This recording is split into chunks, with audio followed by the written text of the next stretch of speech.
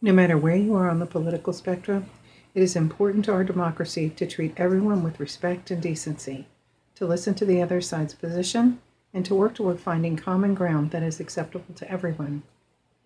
Lying Ted, Crooked Hillary, Crying Chuck, Little Rocket Man, Total Failure, Crazy, Fired Him Like a Dog, Fake News, Pocahontas, Good People on Both Sides, Liberal Clown, Failed Career, Really Dumb, Low IQ.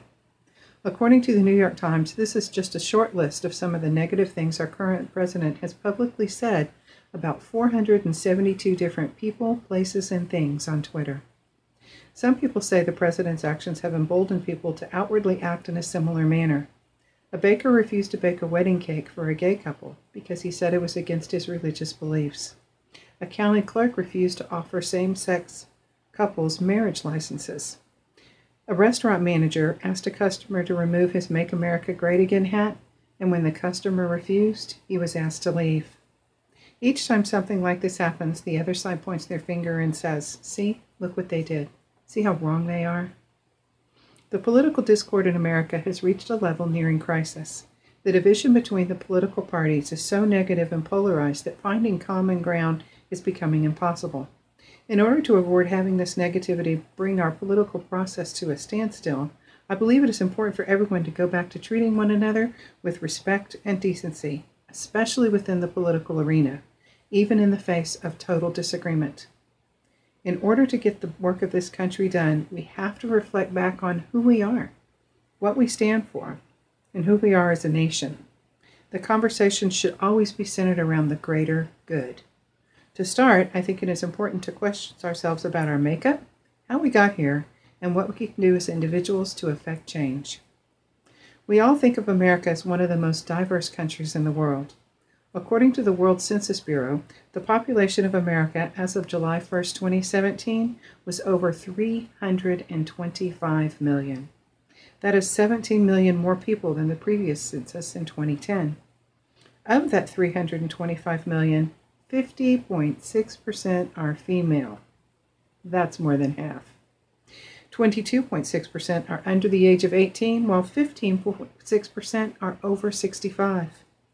13.2% are foreign-born persons, and 19.5 million are veterans. So what do all these numbers mean? They mean we're all different. We all have different backgrounds, religions, skill sets, and education levels. We eat different foods regionally, and we have different cultural practices. Based on all of our various individual influences, is it any wonder that we all hold different views across the political spectrum? So how is it in a country with such diversity, we only have two major political parties? When you think about it, asking everyone to choose one or the other to represent themselves as individuals sounds almost impossible. What it means is that within each of these two parties, we have to find a way to represent all of the various cultures, ethnicities, and religious affiliations these groups represent. To keep our representation current and in line with the population as it changes, we hold periodic elections. In every election, there is a winner and there is a loser. Sometimes the winner is a clear majority. Sometimes it's by much smaller margins. This can create a real problem in the representation. That is part of what we're seeing right now. Wikipedia notes that Donald Trump lost the popular vote in 2016 election by over 3 million. But he won the Electoral College and was therefore, according to our current system, declared the winner of the presidential election. The differing political parties do not seem to be taking this divergence into account. The winning party did not have the popular vote, but they often talk about their clear mandates with regards to their actions. The losing party talks about having the support of the majority of the population, and they frequently oppose the other side based on that fact. But they do not hold the majority in the House, they do not hold the majority in the Senate, so they often are stymied in their efforts. This absence of finding any common ground just seems to further the divisions. So, how do we go about finding common ground to go forward with? I think that first, we must go back to having conversations. According to Webster's dictionary, a conversation is defined as an oral exchange of sentiments, observations, opinions, or ideas. One side presents their idea to the other side while they listen, and then the other side does the same. In speaking to a group at the Society for Human Resource Management, Republican political commentator Ana Navarro said, "We have lost our ability to listen to each other."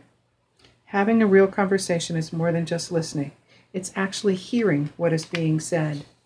She further urged the group to go outside of their comfort zones and learn from people that are different from themselves. In this way, we can once again start to open a dialogue that is more inclusive of everyone. Another part of starting that dialogue is respecting the boundaries that keep it flowing in a productive fashion.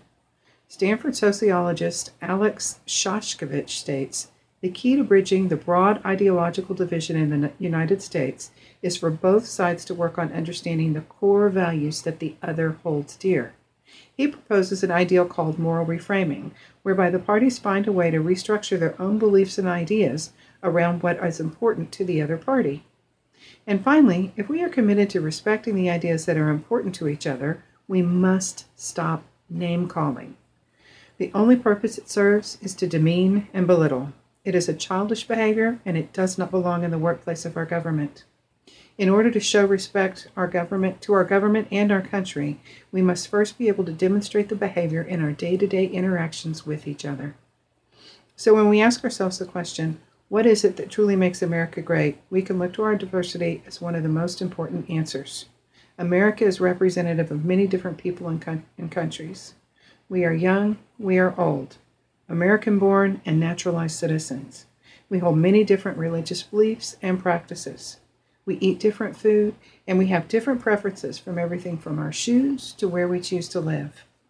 We are diverse, and we need to show we are proud of our diversity by respecting each other for our differences.